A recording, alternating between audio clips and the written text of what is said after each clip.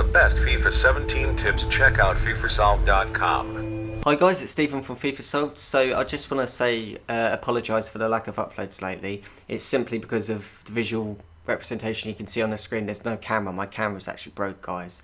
I am going to get a new one hopefully this week though. So I thought, what's the point in not uploading at all? Because you guys will be waiting. You don't necessarily need to see my face, especially for a tutorial like this. This is the best controller, controls and game settings, and there's going to be some real good tips in this, guys. I'm going to absolutely cover everything you need to know, what the pros use, what you should use, I could leave up to you. You know, I'm really going to give you the best advice possible to use the best controls possible for everything. So you go to customize from the main menu, and you go over to the customize tab, then into settings, and I think we'll cover this one first. Here we go. So I do this every year, but I normally just do this one. I'm going to actually go into the controls and the camera after this as well, the best controls to use and the best camera angles. So the FIFA trainer, that's off. That's simply for beginners. You want to put air balls, guys, for auto switching. I absolutely, that's not really negotiable. Seriously, guys, please switch it to air balls, because what it is, auto just it's terrible. Switching manual, you have too much work. What this does is it switches your icon with lobs and crosses to air balls only. So when it's in the air, it will pick the player that the ball is going to land to header it into the back of the net, or to header it away from danger from corners. Anything else is suicide as far as I'm concerned. Air balls you absolutely need to use. I keep that on none. The auto switching what I do is, for all this I have assisted on, and I would highly recommend it. Through balls you could put to manual if you want. You know, it's done by how long the power gauge is held in, but assisted is honestly perfect. My through balls are absolutely fine. With manual, it's supposed to pick out the absolute direction you move the left stick in. This is the only difference. But for me, I just think assisted does as well, and it's better with assisted because you just get a more accurate through pass.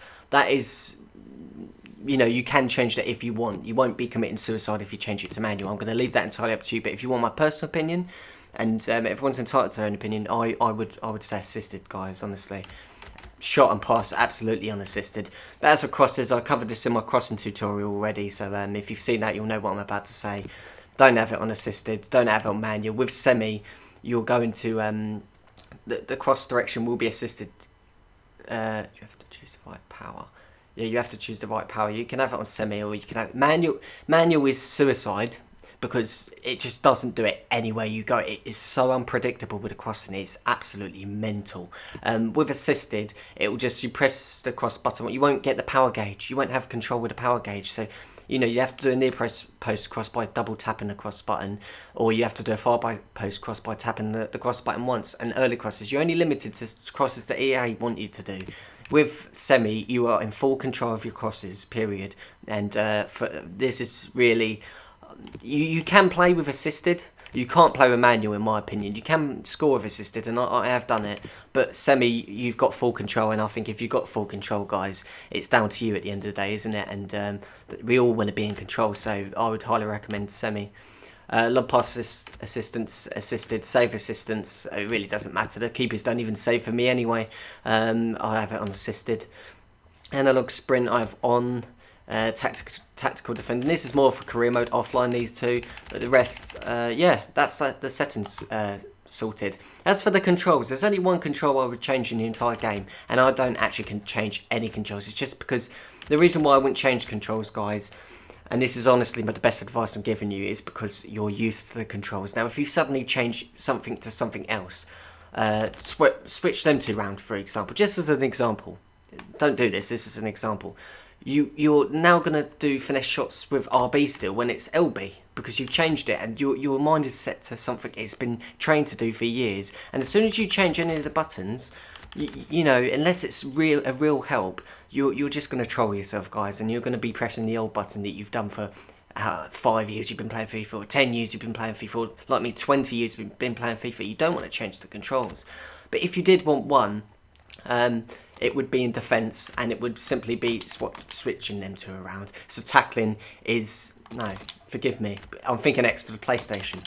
So tackling is A on the Xbox, X on PlayStation, so it's nearer to you. It's very convenient. That is the only one and then contain is B, because nobody really uses contain. It's so underpowered with defending, and I just use jockey, run jockey, teammate control, teammate pressing, and stand tackle and slide tackle. That is the only things I use in defending. I do not use contain, and nor do really the pros. So tackling as A or X on PlayStation, that is convenient, but still, because I'm so used to it, I'll be pressing contain for ages, wouldn't I?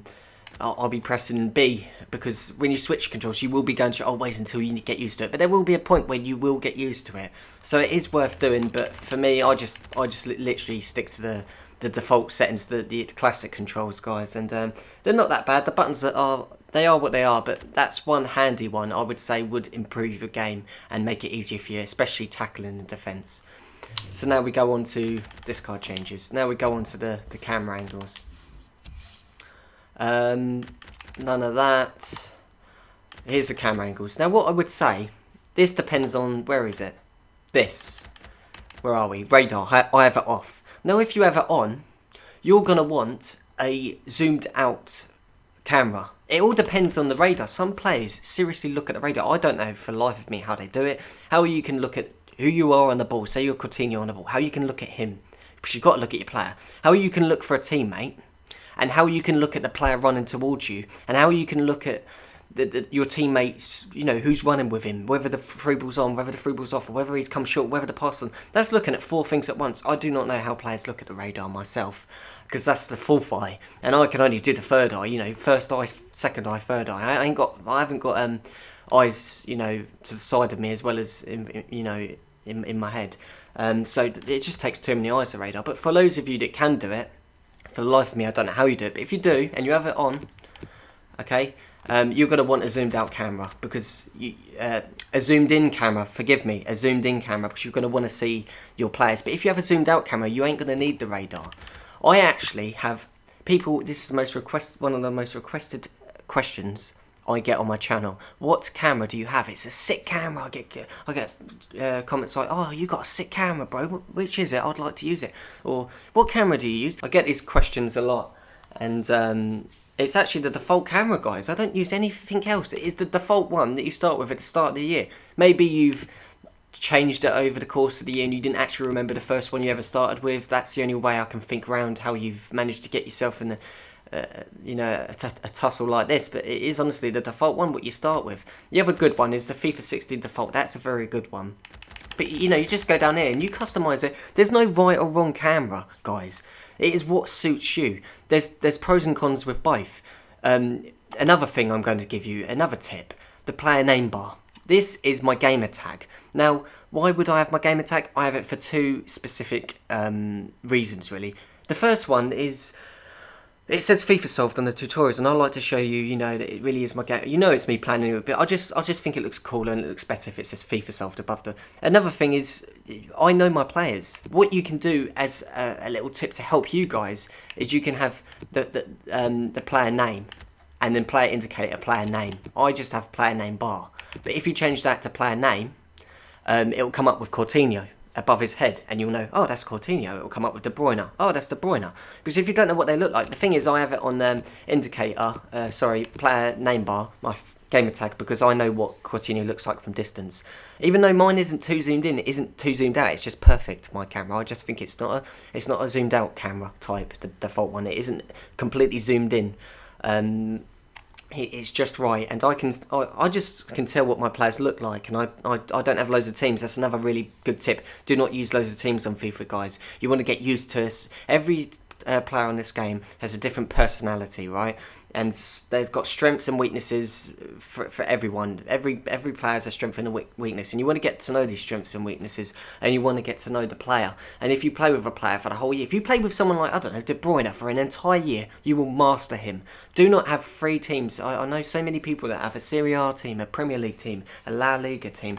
I just have a Premier League team. I have the same players that I play with, so I get to know their strengths and their weaknesses, and of course, in turn with this, I know what they look like. I know exactly who's on the ball. I don't need Martin Tyler to go Coutinho or De Bruyne on the ball or whatever with the commentary. I know who it is. But this is simply for when you've got a zoomed out camera, you really might find it hard to see Coutinho or Welbeck or Cahill or whoever. You know, it might be very hard to see them, and you will need the player name. That's what this is for. All these options I'm giving you, because there's no right or wrong camera angle. It's just using the radar or the player name to your advantage. And you know, all I would recommend, guys, because some people will say, oh, this is the best camera or that's the best camera. It's down to personal preference. That's the bottom line, and that's God's honest truth. So you want to, you know, change all this to what you want to change it to. All the zoom in, zoom out, and even switch around with different cameras to what you want. I'll change them settings back. I know what I have. So guys, I really hope the best controls, camera angle, and game settings has helped you a lot. Them game settings really will help. As for the controls, the one what I said with the tackling, the stand tackle button, and as for the camera, personal preference. That's the God's honest truth, guys.